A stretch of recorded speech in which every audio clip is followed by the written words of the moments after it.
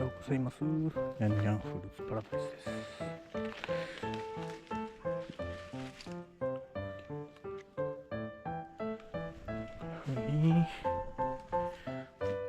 マンゴー